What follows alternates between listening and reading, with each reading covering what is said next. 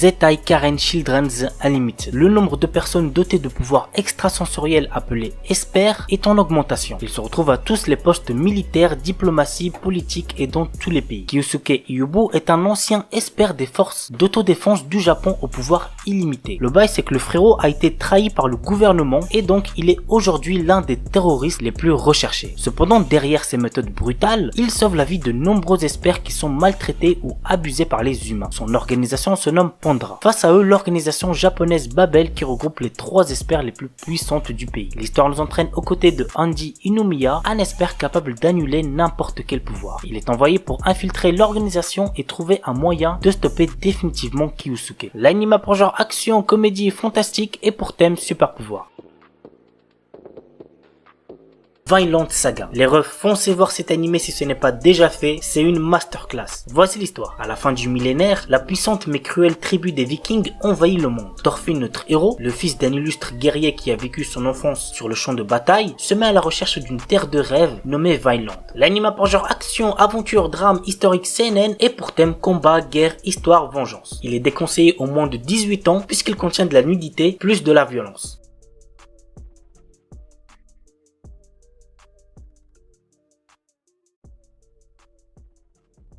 Kaze no Stigma. L'histoire tourne autour de Kazuma Yagami. Il est un descendant d'une lignée qui maîtrise le feu à l'aide de techniques ancestrales, mais comme il n'a aucun talent dans ce domaine, sa famille l'a chassé. Ouais, c'est très triste. Parti vivre à l'étranger, Kazuma a développé d'autres techniques autour du vent après avoir signé un contrat avec le roi de l'esprit du vent, un exploit qu'il est le seul à avoir réalisé. Revenu vivre au Japon, on fait désormais appel à lui pour résoudre certaines affaires. C'est alors qu'il rencontre sa cousine Ayano et son frère Ren qui maîtrisent tous les deux le feu. L'anime a pour genre action, comédie, fantasy, roman, shonen, slice of life surnaturel et pour thème magie.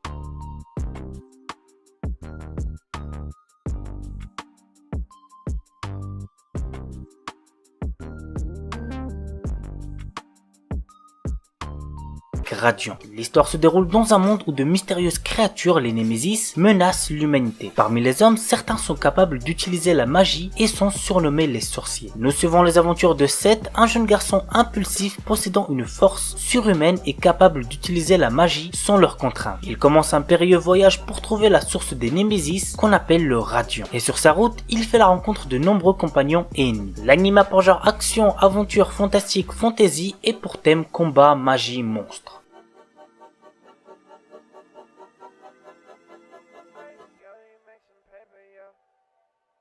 Mao Tsukai Reimeki. Séville, notre héros, est un étudiant d'une académie de magie qui ne se souvient de rien avant d'avoir rejoint l'école. Ne comprenant pas pourquoi il est là, le temps lui semble bien long, d'autant que ses notes ne sont pas fameuses. Un jour, le directeur de l'établissement l'envoie faire la promotion de la magie dans une région où l'on n'aime pas les sorcières. Dans un monde où la guerre entre l'église et les sorcières a pourtant pris fin depuis pas mal d'années, notre héros va devoir convaincre ceux qui sont restés ancrés dans leurs préjugés. L'anime a pour genre action, aventure, comédie, fantasy et pour thème magie.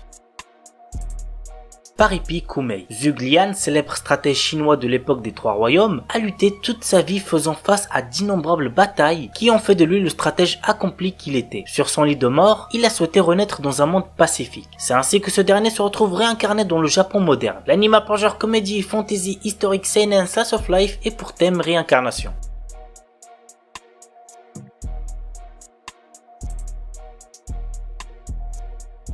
Gaikutsu Kishisama Tadaima Isekai I Odeka Kishu. Quand Arc, notre héros, se réveille, il découvre qu'il a été transporté dans un autre monde dans le corps du personnage qu'il jouait dans un MMO. Avec son armure et son corps en forme de squelette, on le surnomme le chevalier squelette. Logique. Si son identité était découverte, il pourrait être pris pour un monstre et devenir une cible. Notre héros décide de passer son temps comme mercenaire pour ne pas attirer l'attention sur lui. Cependant, il n'est pas le genre d'homme pouvant rester les bras croisés lorsqu'il est témoin d'actes malfaisants se dérouler sous ses yeux. L'anime a pour genre action, aventure, comédie, drame, fantasy, mystère et pour thème autre monde, combat, magie, monstre.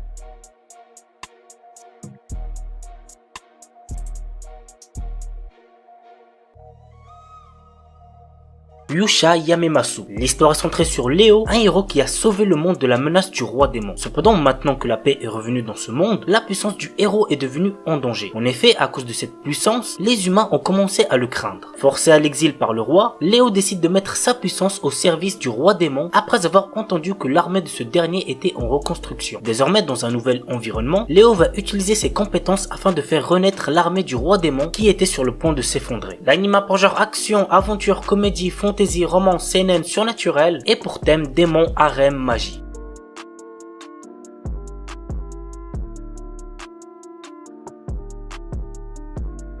Shiju Saikyo no Daimao Murabito Ani Tensei Suru. Varvatos était un seigneur des démons qui avait de puissants pouvoirs magiques. Bien que régnant sur le monde, il se sent seul et il a perdu tous ses amis et ses proches lors de son ascension au pouvoir. Lors de la fin de sa vie, il a réussi à trouver le moyen de se réincarner. Il renaît ainsi des milliers d'années plus tard en tant que citoyen ordinaire nommé Hard. La question maintenant, vous l'aurez deviné, est comment va se dérouler sa nouvelle vie. L'anime a pour genre action, comédie, ecchi, fantastique, slice of life et pour thème démon, harem, réincarnation.